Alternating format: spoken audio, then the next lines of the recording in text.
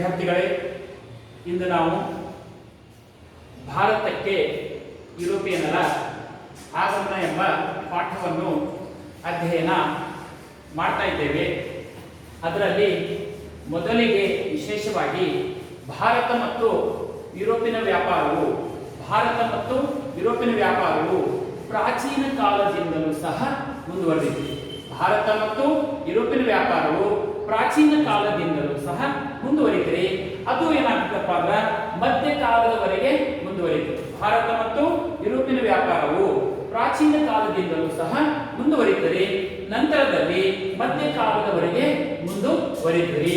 ಯಾಕಪ್ಪ ಪ್ರಶ್ನೆ ಬಂದಾಗ ಭಾರತದ ಸಾಂಬಾರ ಪದಾರ್ಥಗಳು ಯುರೋಪ್ ದೇಶದಲ್ಲಿ ಯಥೇಚ್ಛವಾದಂತಹ ಬೇಡಿಕೆ ಇತ್ತು. ಭಾರತದ ಸಾಂಬಾರ ಪದಾರ್ಥಗಳು ಯುರೋಪ್ ದೇಶದಲ್ಲಿ ಯಥೇಚ್ಛವಾದಂತಹ ಒಂದು ಬೇಡಿಕೆ ಇತ್ತು. ಏಕೆಂದರೆ ಯುರೋಪ್ ದೇಶದಲ್ಲಿ ಬಹಳಷ್ಟು ಜನರು ಏನಪ್ಪ ಅಂದ್ರೆ ಮಾಂಸಾಹಾರಿಗಳಾಗಿರುವುದರಿಂದ ಆಹಾರ ರುಚಿಕರವಾಗಲಿ ಅಂತ ಹೆಚ್ಚಿದ್ರ ಒಂದು ಕಲ್ಪನೆಯಿಂದ ಏನಪ್ಪಾ ಅಂದ್ರ ಭಾರತದ ಸಾಂಬಾರ ಪದಾರ್ಥಗಳು ಯುರೋಪ್ ದೇಶದಲ್ಲಿ ಅತ್ಯಂತ ಬೇಡಿಕೆ ಇತ್ತು. ಆ ಬೇಡಿಕೆ ಇರುವಂತಹ ಪ್ರಮುಖ ಸಾಂಬಾರ ಪದಾರ್ಥಗಳು ಯಾವಂದ್ರ ಜೀರಿಗೆ, ದಾಲ್ಚಿನ್ನಿ, ಲವಂಗ, ಏಲಕ್ಕಿ ಮುಂತಾದ ವಸ್ತುಗಳು ಯುರೋಪ್ ದೇಶದಲ್ಲಿ ಯಥೇಚ್ಛವಾದಂತಹ ಒಂದು ಬೇಡಿಕೆ ಇತ್ತು. ಭಾರತದ ಸಾಂಬಾರ ಪದಾರ್ಥಗಳು ಯುರೋಪಿನಲ್ಲಿ ಏನಪ್ಪಾ ಅಂದ್ರ ಅಪಾರ ಪ್ರಮಾಣದ ಬೇಡಿಕೆ ಅಂದ್ರ 60% ಬೇಡಿಕೆ ಇತ್ತು. ಭಾರತದಿಂದ ₹100 ವಸ್ತುಗಳನ್ನು ಖರೀದಿ ಮಾಡಿದಾಗ ಅಲ್ಲಿ ಏನಪ್ಪಾ ಅಂದ್ರ ₹6,000 ಏನಪ್ಪಾ ಅಂದ್ರ ಆದಾಯ ಬರ್ತಾ ಇತ್ತು. ಅದಕ್ಕಾಗಿ ಭಾರತ ಮತ್ತು ಯುರೋಪಿಯನ್ ವ್ಯಾಪಾರ ಪ್ರಾಚೀನ ಕಾಲದಿಂದಲೂ ಸಹ ಮುಂದುವರಿಯುತ್ತದೆ ಮತ್ತು ಮಧ್ಯಕಾಲದವರೆಗೆ ಮುಂದುವರೆದಿರುತ್ತದೆ. ವಿಶೇಷವಾಗಿ ಏಷ್ಯಾದ ವ್ಯಾಪಾರವು ಅರಬರ ಒಂದು ನಿಯಂತ್ರಣಕ್ಕೆ ಒಳಪಟ್ಟಿತ್ತು.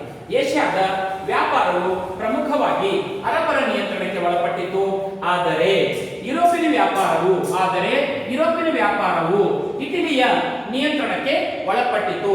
ಈ ಅರಬರು ಏನ್ ಮಾಡ್ತಾ ಇದ್ರಪ್ಪ ಅಂದ್ರ ಭಾರತದಿಂದ ಸಾಂಬಾರ ಪದಾರ್ಥಗಳನ್ನು ಪಡೆದುಕೊಂಡು ನೋಡಿ ಪೂರ್ವ ರೋಮನ್ ಸಾಮ್ರಾಜ್ಯ ಅಂತಿತ್ತು. ಇಟ್ಲಿ ಇಲ್ಲ, ಪೂರ್ವ ರೋಮನ್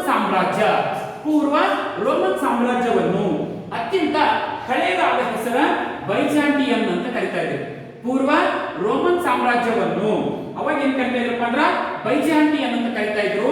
ಈ ಒಂದು ಪೂರ್ವ ರೋಮನ್ ಸಾಮ್ರಾಜ್ಯದ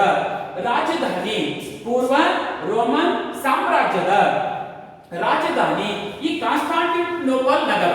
ಪೂರ್ವ ರೋಮನ್ ಸಾಮ್ರಾಜ್ಯದ ರಾಜಧಾನಿ ಏನಪ್ಪಾ ಅಂದ್ರ ಕಾನ್ಸ್ಟಾಂಟಿನೋಪಲ್ ನಗರದವರೆಗೆ ಏನ್ ಮಾಡ್ತಾ ಇದ್ರಪ್ಪ ಅಂದ್ರ ಅರಬರು ಭಾರತದ ಸಾಂಬಾರ ಪದಾರ್ಥಗಳನ್ನು ಪಡೆದು ಏನ್ ಮಾಡ್ತಾ ಇದ್ರಪ್ಪ ಅಂದ್ರ ಕೊಡ್ತಾ ಇದ್ರು. ಇಲ್ಲಿ ಕಾನ್ಸ್ಟಾಂಟಿನೋಪಲ್ ನಗರದಲ್ಲಿ ಅರಬರಿಂದ ಪಡೆದುಕೊಂಡು ಇಟಲಿಯ ವರ್ತಕರು ನೋಡಿ ಅರಬರಿಂದ ಸಾಂಬಾರ ಪದಾರ್ಥಗಳನ್ನು ಪಡೆದುಕೊಂಡು ಇಟಲಿಯ ವರ್ತಕರು ಇಡೀ ಯುರೋಪ್ ದೇಶಗಳಿಗೆ ಏನ್ ಮಾಡ್ತಾ ಇದ್ರಪ್ಪ ಅಂದ್ರ ರಫ್ತು ಮಾಡ್ತಾ ಇದ್ರು. ನೋಡಿ ಯುರೋಪಿಯನ್ ವ್ಯಾಪಾರವು ವಿಶೇಷವಾಗಿ ಇಟಲಿಯ ಒಂದು ನಿಯಂತ್ರಣಕ್ಕೆ ಒಳಪಟ್ಟಿತ್ತು. ಏಷ್ಯಾದ ವ್ಯಾಪಾರಗಳು ಅರಬರ ನಿಯಂತ್ರಣಕ್ಕೆ ಒಳಪಟ್ಟಿತ್ತು. ಅರಬರು ಏನ್ ಮಾಡ್ತಾ ಇದ್ರಪ್ಪ ಅಂದ್ರ ಪೂರ್ವ ರೋಮನ್ ಸಾಮ್ರಾಜ್ಯದ ರಾಜಧಾನಿ ಪೂರ್ವ ರೋಮನ್ ಸಾಮ್ರಾಜ್ಯವನ್ನು ಬೈಜಾಂಟಿಯನ್ ಅಂತ ಕರೀತಿದ್ದಾರೆ. ಪೂರ್ವ ರೋಮನ್ ಸಾಮ್ರಾಜ್ಯಕ್ಕೆ ಕರೀತಾರೆ ಬೈಜಾಂಟಿಯನ್ ಎಂದು ಕರೆಯುವರು. ಇದರ ಒಂದು ರಾಜಧಾನಿ ಕಾನ್ಸ್ಟಾಂಟಿನೋಪಲ್ ನಗರಕ್ಕೆ ಏನ್ ಮಾಡ್ತಾ ಇದ್ರಪ್ಪ ಅಂದ್ರ ಅರಬ ವರ್ತಕರು ವಸ್ತುಗಳನ್ನು ಏನ್ ಮಾಡ್ತಾ ಇದ್ರು ತಂದು ಕೊಡ್ತಾ ಇದ್ರು. ನಂತರದಲ್ಲಿ ಈ ಕಾನ್ಸ್ಟಾಂಟಿನೋಪಲ್ ನಿಂದ ಇಟಲಿ ವರ್ತಕರು ವಸ್ತುಗಳನ್ನು ಪಡೆದುಕೊಂಡು ಇಡೀ ಯುರೋಪ್ ದೇಶಗಳಿಗೆ ಏನ್ ಮಾಡ್ತಾ ಇದ್ರಪ್ಪ ಅಂದ್ರ ಮಾರಾಟ ಮಾಡ್ತಾ ಇದ್ರು. ಅದಕ್ಕಾಗಿ ಈ ಕಾನ್ಸ್ಟಾಂಟಿನೋಪಲ್ ನಗರವನ್ನು ಅಂತಾರಾಷ್ಟ್ರೀಯ ಸರಕು ವಿನಿಮಯ ಕೇಂದ್ರ ಏಷ್ಯಾ ಮತ್ತು ಯುರೋಪಿನ ವ್ಯಾಪಾರದ ಹೆಬ್ಬಾಗಿಲು ಎಂದು ಕರೆಯುವರು. ನೋಡ್ರಿ ಈ ಕಾನ್ಸ್ಟಾಂಟಿನೋಪಲ್ ನಗರವನ್ನು ಅಂತಾರಾಷ್ಟ್ರೀಯ ಸರಕು ವಿನಿಮಯ ಕೇಂದ್ರ ಅಥವಾ ಏಷ್ಯಾ ಮತ್ತು ಯುರೋಪಿನ ವ್ಯಾಪಾರದ ಹೆಬ್ಬಾಗಿಲು ಎಂದು ಕರೆಯುವರು.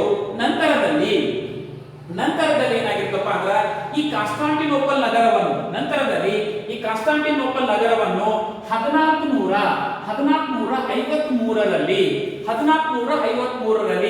ಕಾನ್ಸ್ಟಾಂಟಿನೋಪಲ್ ನಗರವನ್ನು ಅಟೋಮನ್ ಟರ್ಕರು 1453ರಲ್ಲಿ ಅಟೋಮನ್ ಟರ್ಕರು ಈ ಕಾನ್ಸ್ಟಾಂಟಿನೋಪಲ್ ನಗರವನ್ನು ವಶಪಡಿಸಿಕೊಂಡರು.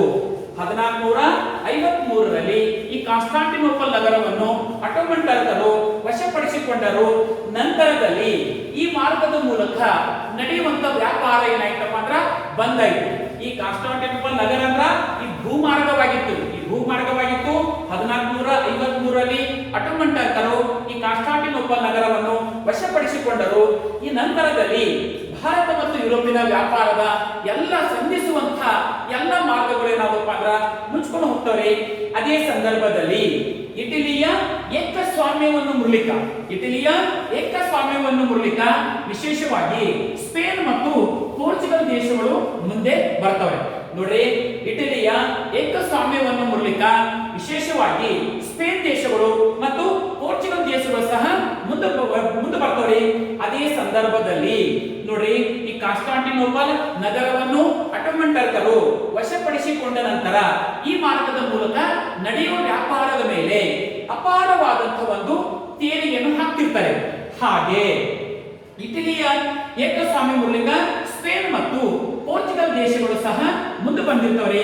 ಅದೇ ಸಂದರ್ಭದಲ್ಲಿ ಯುರೋಪ್ ಮತ್ತು ಏಷ್ಯಾದ ವ್ಯಾಪಾರ ಲಾಭದಾಯಕವಾಗಿ ಪರಿಗಣಿಸಲಿದೆ.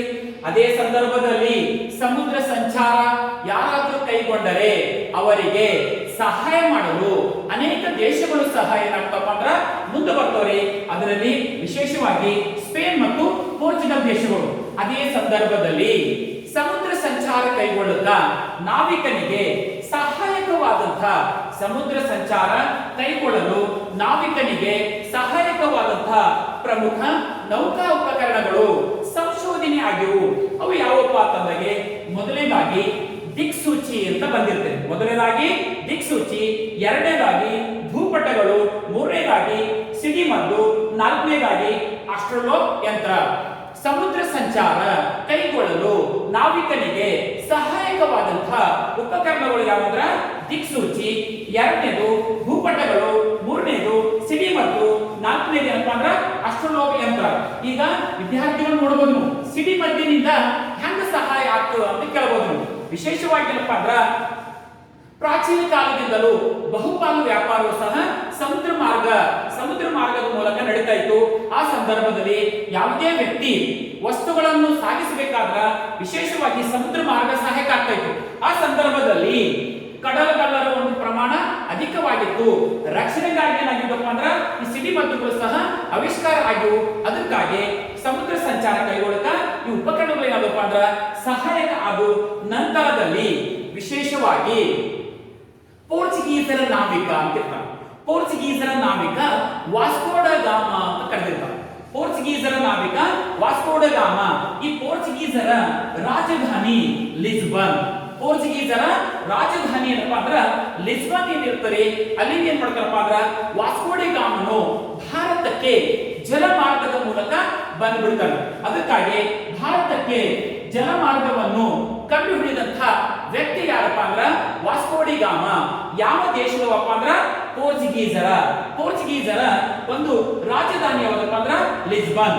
ಲಿಸ್ಬನ್ ಏನ್ ಮಾಡ್ತಾರಪ್ಪ ಅಂದ್ರ ವಾಸ್ಕೋ ಡಿ ಗಾಮ ಭಾರತಕ್ಕೆ 1498 ಮೇ 20ಕ್ಕೆ ಏನ್ ಮಾಡ್ತಾರಪ್ಪ ಅಂದ್ರ ಕಲ್ಲಿಕೋಟೆ ಸಮೀಪ ಕಾಪಾಡಿ ಎಂಬ ಸ್ಥಳಕ್ಕೆ ಏನ್ ಮಾಡ್ತಾನ ಬಂದು ಬಿಡ್ತಾನೆ. ಜಲಮಾರ್ಗದ ಮೂಲಕ ಭಾರತಕ್ಕೆ ಬಂದ ಪ್ರಥಮ ಯುರೋಪಿನ ದೇಶ ಪೋರ್ಚುಗೀಸರು. ಜಲಮಾರ್ಗದ ಮೂಲಕ ಭಾರತಕ್ಕೆ ಬಂದ ಯುರೋಪಿನ ಪ್ರಥಮ ವ್ಯಕ್ತಿ ಯಾರಪ್ಪ ಅಂತಂದ್ರೆ ವಾಸ್ಕೋ ಡಿ ಗಾಮ ಅಂತ ಹೇಳಬೇಕು. ಭಾರತದೊಂದಿಗೆ ಪುನಃ ವ್ಯಾಪಾರ ಸಂಬಂಧವನ್ನು ಸ್ಥಾಪನೆ ಮಾಡಿದಂತಹ ಯುರೋಪಿನ ಪ್ರಥಮ ದೇಶ ಅಂದ್ರ ಪೋರ್ಚುಗೀಸರು. ಸ್ಥಾಪನೆ ಮಾಡಿದಂತಹ ವ್ಯಕ್ತಿ ಯಾರಪ್ಪ ಅಂದ್ರ ವಾಸ್ಕೋ ಡಿ ಗಾಮ ಅಂತ ಹೇಳಬಹುದು.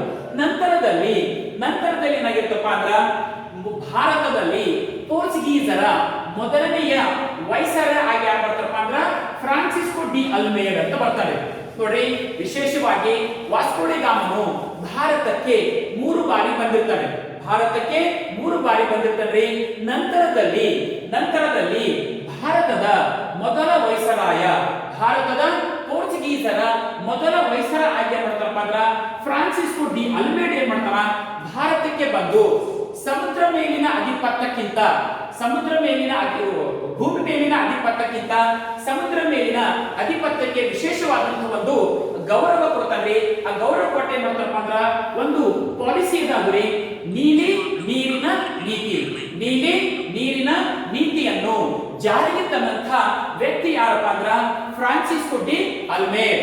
ನೀಲಿ ನೀರಿನ ನೀತಿಯನ್ನು ಜಾರಿಗೆ ತಂದಂತ ವ್ಯಕ್ತಿ ಯಾರಪ್ಪ ಅಂದ್ರ ಫ್ರಾನ್ಸಿಸ್ಕೋ ಡಿ ಅಲ್ಮೇರ್. ಇಂಗ್ಲಿಷ್ ನಲ್ಲಿ ಬ್ಲೂ ವಾಟರ್ ಪಾಲಿಸಿ ಎಂದು ಕರೆಯುವರು. ನೀಲಿ ನೀರಿನ ನೀತಿಯನ್ನು ಜಾರಿಗೆ ತಂದಂತಹ ವ್ಯಕ್ತಿ ಯಾರಂದ್ರ ಫ್ರಾನ್ಸಿಸ್ಕೋ ಡಿ ಅಲ್ಮೇರ್. ಇವರು ಏನ್ ಮಾಡ್ತಾರ, ಪೋರ್ಚುಗೀಸರ ಭಾರತಕ್ಕೆ ಬಂದಂತ ಮೊದಲ ವೈಸರಾಯ ಮತ್ತು ವಾಸ್ಕೋ ಡಿ ಗಾಮನ ನಂತರ ಬಂದಂತ ಎರಡನೇ ವ್ಯಕ್ತಿ ಫ್ರಾನ್ಸಿಸ್ಕೋ ಡಿ ಅಲ್ಮೇರ್ ಅಂತ ಹೇಳಬಹುದು. ನಂತರದಲ್ಲಿ ಇವರ ಆದ ನಂತರದಲ್ಲಿ ಏನಪ್ಪಾ ಅಂದ್ರ ವಿಶೇಷವಾಗಿ ಮೂರನೇ ವ್ಯಕ್ತಿಯಾಗಿ ಅಲ್ಫಾನ್ಸೋ ಡಿ ಅಲ್ಬುಕರ್ಕ್ ಏನ್ ಮಾಡ್ತಾರಪ್ಪ ಅಂದ್ರ ಮೂರನೆಯ ವೈಸರಾಯಿ ಏನ್ ಮಾಡ್ತಾರಪ್ಪ ಅಂದ್ರ ಭಾರತಕ್ಕೆ ಬರ್ತಾನ್ರಿ. ಯಾವ ವರ್ಷ ಅಂತಂದ್ರ 1510ಕ್ಕ. ನೋಡ್ರಿ, ಮೂರನೇ ವ್ಯಕ್ತಿ ಅಲ್ಫಾನ್ಸೋ ಡಿ ಅಲ್ಬುಕರ್ಕ್. ಅಲ್ಮೇರ್ ಅಂದ್ರ ನೀಲಿ ನೀರಿನ ನೀತಿ. ಇದಾದ್ಮ್ಯಾಗ ಅಲ್ಫಾನ್ಸೋ ಡಿ ಅಲ್ಬುಕರ್ಕ್ ಏನ್ ಮಾಡ್ತಾರಪ್ಪ ಅಂದ್ರ 1510ಕ್ಕ ಭಾರತಕ್ಕೆ ಬಂದು 1510ಕ್ಕ ಭಾರತಕ್ಕೆ ಬಂದು ಬಿಜಾಪುರ ಸುಲ್ತಾನ್ ಅಂತ ಇರ್ತಾನೆ. 1510ಕ್ಕ ಭಾರತಕ್ಕೆ ಬರ್ತಾನೆ. ಯಾರು ಬರ್ತಾರಂದ್ರ ಅಲ್ಫಾನ್ಸೋ ಡಿ ಅಲ್ಬುಕರ್ಕ್. 1510ರಲ್ಲಿ ಭಾರತಕ್ಕೆ ಬಂದು ಬಿಜಾಪುರದ ಸುಲ್ತಾನ್ ಏನಪ್ಪ ಅಂದ್ರ ಯೂಸುಫ್ ಆದಿಲ್ ಶಾ ಅಂತ ಇರ್ತಾನೆ. ಬಿಜಾಪುರ ಸುಲ್ತಾನ್ ಯಾರಂದ್ರ ಯೂಸುಫ್ ಆದಿಲ್ ಶಾ. 1510ಕ್ಕ ಅಲ್ಫಾನ್ಸೋ ಡಿ ಅಲ್ಬುಕರ್ಕ್ ಬಂದ ನಂತರ ಬಿಜಾಪುರ ಸುಲ್ತಾನನಿಂದ ಏನ್ ಮಾಡ್ತಾನಪ್ಪ ಅಂದ್ರ ಗೋವಾ ಪ್ರದೇಶವನ್ನು ವಶಪಡಿಸಿಕೊಂಡನು. ನೋಡ್ರಿ, ಮತ್ತೆ ಹೇಳ್ತಾ ಇದ್ದೀನಿ, ಅಲ್ಫಾನ್ಸೋ ಡಿ ಅಲ್ಬುಕರ್ಕ್ 1510ರಲ್ಲಿ ಭಾರತಕ್ಕೆ ಬಂದು ಬಿಜಾಪುರ ಸುಲ್ತಾನ ಯೂಸುಫ್ ಆದಿಲ್ ಶಾ ಅಂತಿದ್ದಲ್ಲಿ ಅವನಿಂದ ನೋಡಿ ಗೋವಾ ಪ್ರದೇಶವನ್ನು ವಶಪಡಿಸಿಕೊಂಡ ನಂತರ ತನ್ನ ವ್ಯಾಪಾರ ಕೇಂದ್ರವಾಗಿ ಮಾರ್ಪಾಡು ಮಾಡ್ತಾರೆ.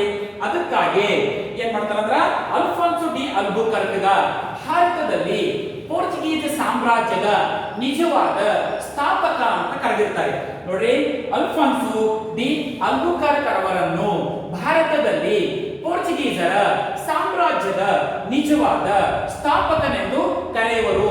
ನೋಡ್ರಿ, ಭಾರತಕ್ಕೆ ಬಂದಂತ ಯುರೋಪ್ ದೇಶಗಳನ್ನು ಪಟ್ಟಿ ಮಾಡಿ ಅಂತ ಒಂದು ಪ್ರಶ್ನೆ ಕೊಟ್ಟಾಗ ಏನಪ್ಪ ಅಂದ್ರ ಮೊದಲನೇದಾಗಿ ಪೋರ್ಚುಗೀಸರು ಅಂತ ಹೇಳಬೇಕು, ಎರಡನೇದಾಗಿ ಡಚ್ ಅಂತ ಹೇಳಬೇಕು, ಮೂರನೇದಾಗಿ ಇಂಗ್ಲಿಷರು ಅಂತ ಹೇಳಬೇಕು, ನಾಲ್ಕನೇದಾಗಿ ಫ್ರೆಂಚರ್ ಅಂತ ಹೇಳಬೇಕು. ಭಾರತಕ್ಕೆ ಬಂದ ಪ್ರಮುಖ ಯುರೋಪ್ ದೇಶಗಳನ್ನು ಪಟ್ಟಿ ಮಾಡಿ ಎರಡು ಹಂತದ ಪ್ರಶ್ನೆಗಳನ್ನು ಕೇಳಿದಾಗ ಮೊದಲನೇದಾಗಿ ಪೋರ್ಚುಗೀಸರು, ಎರಡನೇದಾಗಿ ಡಚ್ಚರು, ಮೂರನೇದಾಗಿ ಇಂಗ್ಲಿಷರು, ನಾಲ್ಕನೇದಾಗಿ ಫ್ರೆಂಚರು ಅಂತ ಹೇಳಬಹುದು. ಈಗ ಭಾರತಕ್ಕೆ ಬಂದಂತ ಪ್ರಥಮ ಯುರೋಪಿನ ದೇಶ ಯಾವದಪ್ಪ ಅಂದ್ರ ಪೋರ್ಚುಗೀಸರು. ಭಾರತವನ್ನು ಬಿಟ್ಟು ಹೋದಂತ ಕೊನೆಯದಾಗಿ ಹೋದಂತ ದೇಶವನ್ನಪ್ಪ ಅಂದ್ರ ಪೋರ್ಚುಗೀಸರು. ಭಾರತಕ್ಕೆ ಬಂದಿದ್ದು 1498. ಭಾರತ ಬಿಟ್ಟು ಹೋಗ್ತಾರಪ್ಪ ಅಂದ್ರ 1961. ಪೋರ್ಚುಗೀಸರು ಬಂದಿದ್ದು 1498. ಆದ್ರೆ ಭಾರತ ಬಿಟ್ಟು ಯಾವಾಗ ಹೋಗ್ತಾರಪ್ಪ ಅಂದ್ರ 1961 ಹೋಗಿರ್ತಾರೆ. ಭಾರತಕ್ಕೆ ಬಂದ ಪ್ರಥಮ ದೇಶ ಪೋರ್ಚುಗೀಸರು, ಭಾರತಕ್ಕೆ ಬಂದ ಕೊನೆ ಯುರೋಪಿನ ದೇಶ ಫ್ರೆಂಚರು. ಭಾರತದಿಂದ ಪ್ರಥಮವಾಗಿ ಹೋದಂತ ದೇಶವನ್ನಪ್ಪ ಅಂದ್ರ ಫ್ರೆಂಚರು. ಫಸ್ಟ್ ಬಂದವರು ಪೋರ್ಚುಗೀಸರು, ಲಾಸ್ಟ್ ಮಂದಿ ಫಸ್ಟ್ ಹೋದವರು ಫ್ರೆಂಚರು. ಫಸ್ಟ್ ಬಂದವರು ಪೋರ್ಚುಗೀಸರು, ಲಾಸ್ಟ್ ಹೋದವರು ಪೋರ್ಚುಗೀಸರು, ಲಾಸ್ಟ್ ಬಂದವರು ಫ್ರೆಂಚರು, ಫಸ್ಟ್ ಹೋದವರು ಫ್ರೆಂಚರು. ಇದಾದ ನಂತರ ವಿಶೇಷವಾಗಿ ಏನಾಗಿತ್ತಪ್ಪ ಅಂದ್ರ ಕೆಲವು ವರ್ಷಗಳ ನಂತರ ಏನಪ್ಪ ಅಂದ್ರ ವ್ಯಾಪಾರವನ್ನು ಮುಂದುವರಿತಾರೆ. ಮತ್ತೆ ಹೇಳ್ತಾ ಇದ್ದೀನಿ, ಈಗ ಇಲ್ಲಿ ವಿಶೇಷವಾಗಿ ಭಾರತ ಮತ್ತು ಯುರೋಪಿನ ವ್ಯಾಪಾರವು ಪ್ರಾಚೀನ ಕಾಲದಿಂದಲೂ ಮುಂದುವರಿತರೆ, ನಂತರದಲ್ಲಿ ಮಧ್ಯಕಾಲದಲ್ಲಿ ಸಹ ಮುಂದುವರಿತರೆ. ವಿಶೇಷವಾಗಿ ಭಾರತದ ಸಾಂಬಾರ ಪದಾರ್ಥಗಳು ಯುರೋಪ್ ದೇಶದಲ್ಲಿ ಯಥೇಚ್ಛವಾದಂತಹ ಒಂದು ಬೇಡಿಕೆ ಇರ್ತದೆ. ಅದೇ ಆ ವಸ್ತುಗಳು ಯಾವೆಂದರೆ ಜೀರಿಗೆ, ದಾಲ್ಚಿನ್ನಿ, ಲವಂಗ, ಏಲಕ್ಕಿ. ಏಷ್ಯಾದ ವ್ಯಾಪಾರವು ಅರಬರ ನಿಯಂತ್ರಣಕ್ಕೆ ಒಳಪಟ್ಟರೆ ಯುರೋಪಿಯನ್ ವ್ಯಾಪಾರವು ಇಟಲಿ ನಿಯಂತ್ರಣಕ್ಕೆ ಒಳಪಟ್ಟಿತು. ನಂತರದಲ್ಲಿ ಈ ಪೂರ್ವ ರೋಮನ್ ಅಂತ ಒಂದು ಸಾಮ್ರಾಜ್ಯ ಈ ಪೂರ್ವ ರೋಮನ್ ಸಾಮ್ರಾಜ್ಯವನ್ನು ಬೈಜಾಂಟಿಯನ್ ಅಂತ ಕರೀತಾ ಇದ್ರು. ಇದರ ಒಂದು ರಾಜಧಾನಿ ಯಾವುದಪ್ಪ ಅಂದ್ರೆ ಕಾನ್ಸ್ಟಾಂಟಿನೋಪಲ್ ನಗರದ ಮೂಲಕ ಭಾರತ ಮತ್ತು ಯುರೋಪಿಯನ್ ವ್ಯಾಪಾರ ನಡೀತಾ ಇತ್ತು. ಅದಕ್ಕಾಗಿ ಕಾನ್ಸ್ಟಾಂಟಿನೋಪಲ್ ನಗರದ ಆಧುನಿಕ ಹೆಸರು ಯಾವುದಪ್ಪ ಅಂದ್ರೆ ಇಸ್ತಾನ್ಬುಲ್ ಅಂತ ಹೇಳಬಹುದು. ಈ ಕಾನ್ಸ್ಟಾಂಟಿನೋಪಲ್ ನಗರದ ಪ್ರಾಚೀನ ಆಧುನಿಕ ಹೆಸರು ಏನಪ್ಪಾ ಅಂದ್ರೆ ಇಸ್ತಾನ್ಬುಲ್ ಅಂತ ಹೇಳ್ಬೋದು. ಇದೇನಪ್ಪಾ ಅಂದ್ರೆ ಭಾರತ ಮತ್ತು ಯುರೋಪಿನ ವ್ಯಾಪಾರದ ಹೆಬ್ಬಾಗಿಲು ಅಂತ ಕರೀತಾ ಇದ್ರು. ನಂತರದಲ್ಲಿ ಈ ಕಾನ್ಸ್ಟಾಂಟಿನೋಪಲ್ ನಗರವನ್ನು ಏನ್ ಮಾಡ್ತಾರೆ ಅಂದ್ರೆ 1453ರಲ್ಲಿ ಅಟೋಮನ್ ಟರ್ಕರ್ ಏನ್ ಮಾಡ್ತಾರ ವಶಪಡಿಸಿಕೊಂಡರು. ಇದರ ತರುವಾಯ ಭೂಮಾರ್ಗದ ಮೂಲಕ ನಡೆಯುವಂತಹ ಭಾರತ ಮತ್ತು ಯುರೋಪಿಯನ್ ವ್ಯಾಪಾರ ಏನಾಗ್ತಪ್ಪ ಅಂದ್ರೆ ಬಂದಾದ ನಂತರ ಈ ಮಾರ್ಗದ ಮೂಲಕ ನಡೆಯುವ ವ್ಯಾಪಾರದ ಮೇಲೆ ಅಟೋಮನ್ ಟರ್ಕರು ತೀವ್ರವಾದಂತಹ ತೆರಿಗೆಯನ್ನು ಹಾಕಿದಾಗ ಅಲ್ಲೇನಾಗ್ತಪ್ಪ ಅಂದ್ರೆ ವರ್ತಕರಿಗೆ ಲಾಭದಾಯಕವಾಗಿ ಪರಿಗಣಿಸಲಿ. ಅದೇ ಸಂದರ್ಭದಲ್ಲಿ ಇಟಲಿಯ ಒಂದು ಏಕಸ್ವಾಮ್ಯವನ್ನು ಮುರಿಯಲು ಅನೇಕ ದೇಶಗಳು ಮುಂದೆ ಬರ್ತವೆ. ಅವುಗಳಲ್ಲಿ ವಿಶೇಷವಾಗಿ ಸ್ಪೇನ್ ಎರಡನೇದಾಗಿ ಪೋರ್ಚುಗೀಸರು ಮುಂದೆ ಬರ್ತಾರೆ. ಅದೇ ಸಂದರ್ಭದಲ್ಲಿ ಸಮುದ್ರ ಸಂಚಾರ ಕೈಗೊಳ್ಳುವವರಿಗೆ ನಾವಿಕನಿಗೆ ಸಹಾಯಕವಾದಂತಹ ನೌಕಾ ಉಪಕರಣಗಳು ಆವಿಷ್ಕಾರ ಆಗಿರ್ತವೆ. ಅವು ಯಾವಪ್ಪ ಅಂದ್ರ ದಿಕ್ಸೂಚಿ, ಭೂಪಟಗಳು, ಸಿಡಿಮದ್ದು ಮತ್ತು ಅಸ್ಟ್ರೋಲೋಗ್ ಯಂತ್ರ.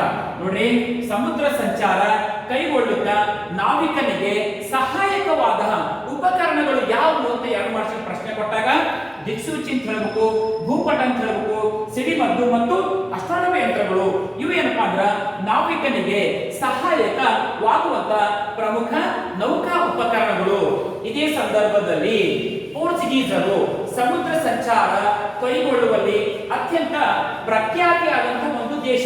ಅದೇ ಸಂದರ್ಭದಲ್ಲಿ ರಾಜ ಮಹಾರಾಜರು ಸಹ ಏನ್ ಮಾಡ್ತಾ ಇದ್ರಪ್ಪ ಅಂದ್ರೆ ಹೊಸ ಖಂಡಗಳನ್ನು ಕಂಡುಹಿಡಿಯಲಿಕ್ಕ ನಾವಿಕರಿಗೆ ಆರ್ಥಿಕವಾದಂತಹ ಒಂದು ನೆರವನ್ನು ನೀಡ್ತಾ ಇದ್ರು.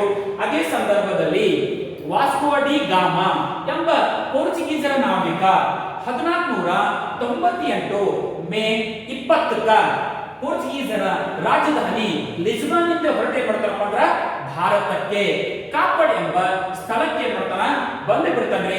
ಜಲಮಾರ್ಗದ ಮೂಲಕ ಭಾರತಕ್ಕೆ ಬಂದ ಪ್ರಥಮ ಯುರೋಪಿನ ದೇಶ ಯಾವುದಂದ್ರೆ ಪೋರ್ಚುಗೀಸರು. ಜಲಮಾರ್ಗದ ಮೂಲಕ ಭಾರತಕ್ಕೆ ಬಂದ ವ್ಯಕ್ತಿ ಯಾರಂದ್ರ ವಾಸ್ಕೋ ಡ ಗಾಮಾ ಅಂತ ಹೇಳಬೇಕು. ಭಾರತದೊಂದಿಗೆ ಪುನಃ ವ್ಯಾಪಾರ ಸಂಬಂಧವನ್ನು ಸ್ಥಾಪನೆ ಮಾಡಿದಂತ ವ್ಯಕ್ತಿ ಯಾರಪ್ಪ ಅಂದ್ರ ವಾಸ್ಕೋ ಡ ಗಾಮಾ ಅಂತ ಹೇಳ್ಬೋದು.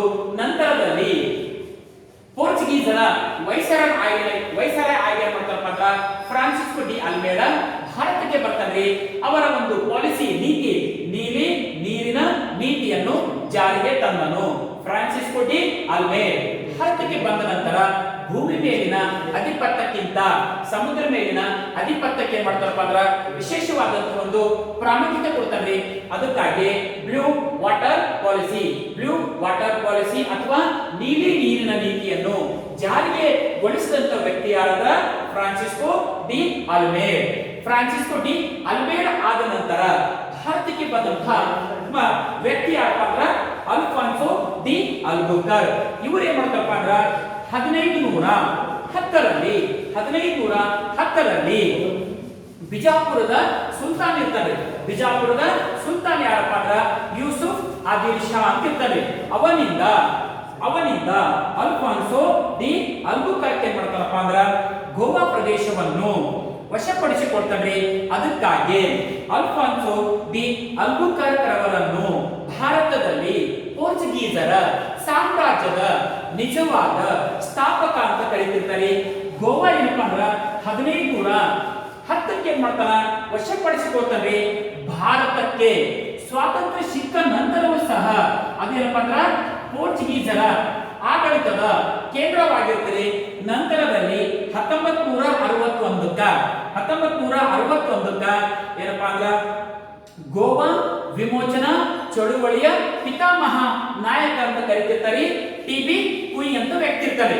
ಅವರ ನೇತೃತ್ವದಲ್ಲಿ ಕಾಂಗ್ರೆಸ್ ಪಕ್ಷ ರಾಜಪಕ್ಷದ ನೇತೃತ್ವದಲ್ಲಿ ಏನಾಗ್ತಾರೆ ಗೋವಾ ಪ್ರದೇಶ ಭಾರತದ ಒಕ್ಕೂಟದಲ್ಲಿ ಸೇರ್ಪಡೆ ಆಗ್ಬೇಕಂತ ಚಳುವಳಿ ನಡೀತೀರಿ.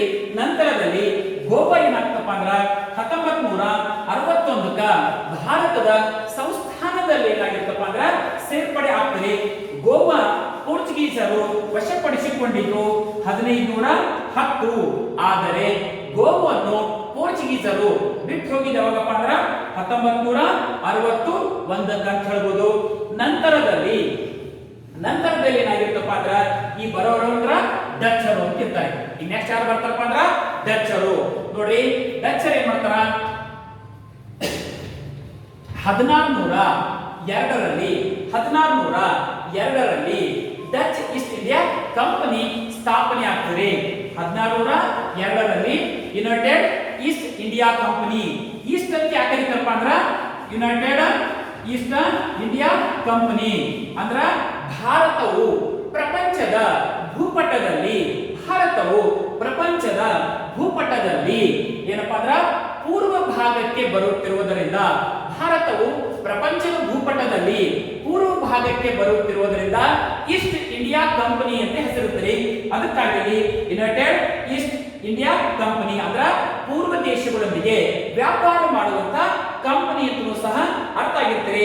ಡಚ್ಚರ್ ಏನ್ ಮಾಡ್ತಾರಪ್ಪ ಅಂದ್ರ 1402ರಲ್ಲಿ ಯುನೈಟೆಡ್ ಈಸ್ಟ್ ಇಂಡಿಯಾ ಕಂಪನಿ ಏನ್ ಮಾಡ್ತಾರಪ್ಪ ಅಂದ್ರ ಸ್ಥಾಪನೆ ಮಾಡ್ತಾರ. ಪೋರ್ಚುಗೀಸರ ಯಶಸ್ವಿಯ ಆಗಮನದ ನಂತರ ಭಾರತಕ್ಕೆ ಬಂದಂತಹ ಎರಡನೇ ಒಂದು ಯುರೋಪಿನ ದೇಶ ಪೋರ್ಚುಗೀಸರ ಯಶಸ್ವಿಯ ಜಲಮಾರ್ಗದ ಮೂಲಕ ಭಾರತಕ್ಕೆ ಬಂದ ನಂತರ ಎರಡನೇ ಯುರೋಪಿನ ದೇಶವಾಗಿ ಏನಪ್ಪಾ ಅಂದ್ರ ಡಚ್ಚರು ಅಂತ ಬಂದಿರ್ತಾರೆ. ಈ ಡಚ್ಚರ್ ಅನ್ನು ಹಾಲೆಂಡ್ ಅಂತ ಕರೀತಿರ್ತಾರೆ ಮತ್ತ ನೆದರ್ಲ್ಯಾಂಡ್ ಅಂತ ಕರೀತಿರ್ತಾರೆ. ಭಾರತಕ್ಕೆ ಬಂದಂತಹ ಪ್ರಥಮ ಯುರೋಪಿನ ದೇಶ ಪೋರ್ಚುಗೀಸರು. ಎರಡನೇದಾಗಿ ಬಂದಂತ ವ್ಯಕ್ತಿಗಳು ಯಾರಪ್ಪ ಅಂದ್ರ ಡಚ್ಚರು ಅಂತ ಕರೀತಿರ್ತವೆ. ಈ ಡಚ್ಚರ್ ಅನ್ನು ಹಾಲೆಂಡ್ ಅಥವಾ ನೆದರ್ಲ್ಯಾಂಡ್ ಅಂತ ಕರೆದಿರ್ತಾರೆ. ಅದಕ್ಕಾಗಿ ಡಚ್ ಈಸ್ಟ್ ಇಂಡಿಯಾ ಕಂಪನಿ 1602ರಲ್ಲಿ ಡಚ್ ಈಸ್ಟ್ ಇಂಡಿಯಾ ಕಂಪನಿ 1602ರಲ್ಲಿ ಏನಾಗಿರ್ತಪ್ಪ ಅಂದ್ರ ಸ್ಥಾಪನೆ ಆಗಿರ್ತೀರಿ. ಈ ಕಂಪನಿ ಯಾಕೆ ಸ್ಥಾಪನೆ ಆಯ್ತಪ್ಪ ಅಂದ್ರ ವಿಶೇಷವಾಗಿ ಪೂರ್ವ ದೇಶಗಳೊಂದಿಗೆ ವ್ಯಾಪಾರ ಮಾಡುವಂತ ಒಂದು ದೃಷ್ಟಿಯಿಂದ ಸ್ಥಾಪನೆ ಆಗಿರ್ತೀರಿ. ಡಚ್ ಈಸ್ಟ್ ಇಂಡಿಯಾ ಕಂಪನಿ 1602ಕ್ಕೆ ಸ್ಥಾಪನೆ ಆಗ್ತೀರಿ. ಈ ಡಚ್ ಏನ್ ಮಾಡ್ತಾರಪ್ಪ ಅಂದ್ರ 1602ಕ್ಕ ಭಾರತಕ್ಕೆ ಬಂದಿರ್ತಾರೆ. ಭಾರತಕ್ಕೆ ಬಂದ ನಂತರ ವಿಶೇಷವಾಗಿ ಭಾರತ, ಜಾವಾ, ಸುಮಾತ್ರ ಮುಂತಾದ ದೇಶಗಳಿಗೆ ಏನ್ ಮಾಡ್ತಾರಪ್ಪ ಅಂದ್ರ ಸಾಗರ ದ್ವೀಪಗಳಿಗೆ ಪ್ರವೇಶ ಮಾಡ್ತಾರೆ. ಡಚ್ಚರು ವಿಶೇಷವಾಗಿ ಭಾರತದಲ್ಲಿ ತಮ್ಮ ಕೋಟಿ ಅಂತಂದ್ರ ಸಾಂಬಾರ್ ಪದಾರ್ಥಗಳನ್ನು ಇಡುವಂತ ಒಂದು ಮಳಿಗೆ, ಎಲ್ಲಿ ಸ್ಥಾಪನೆ ಮಾಡ್ತಾರಪ್ಪ ಅಂದ್ರ ಸೂರತ್ ಆಗಿರ್ಬೋದು, ಬ್ರೋಚ್ ಆಗಿರ್ಬೋದು, ಕ್ಯಾಂಬಿ ಆಗಿರ್ಬೋದು, ಕೊಚ್ಚಿನ್ ಆಗಿರ್ಬೋದು, ನಾಗಪಟ್ಟಣ ಆಗಿರ್ಬೋದು, ಮಚಿಲಿಪಟ್ಟಣ ಆಗಿರ್ಬೋದು ಮತ್ತು ಚಿನ್ಸೂರ್ ಮುಂತಾದ ಕಡೆಗಳಲ್ಲಿ ಏನ್ ಮಾಡ್ತಾರಪ್ಪ ಅಂದ್ರ ತಮ್ಮ ವ್ಯಾಪಾರ ಕೇಂದ್ರಗಳನ್ನು ಸ್ಥಾಪನೆ ಮಾಡ್ತಾರೆ. ಡಚ್ಚರು ಬಂದ ನಂತರ ಪೋರ್ಚುಗೀಸರ ಏಕಸ್ವಾಮ್ಯ ಏನಾಗ್ತದಪ್ಪ ಅಂದ್ರ ಕಡಿಮೆ ಆಗ್ತದೆ. ನಂತರದಲ್ಲಿ ಭಾರತಕ್ಕೆ ಬಂದಂತ ವ್ಯಕ್ತಿಗಳು ಯಾರಪ್ಪ ಅಂದ್ರ ಇಂಗ್ಲಿಷರು ಮತ್ತು ಫ್ರೆಂಚರ ಆಗಮನದ ನಂತರ ಡಚ್ಚರ ಒಂದು ಶಕ್ತಿ ಸಾಮರ್ಥ್ಯ ಭಾರತದಲ್ಲಿ ಏನಾಗಿರ್ತಪ್ಪ ಅಂದ್ರ ಕಡಿಮೆ ಆಗ್ತದೆ. ಇವ್ರು ಏನ್ ಮಾಡ್ತಾರಪ್ಪ ಅಂದ್ರ ನಂತರದಲ್ಲಿ ಜಾವಾ ಮತ್ತು ಸುಮಾತ್ರ ಅಥವಾ ಸಾಂಬಾರ್ ದ್ವೀಪಗಳಿಗೆ ಮಾಡ್ತಾರೆ ಏನಾಗಿರ್ತಾರಪ್ಪ ಅಂದ್ರ ಸೀಮಿತ ಆಗಿರ್ತಾರ ಅಂತ ಹೇಳ್ತಾರೆ.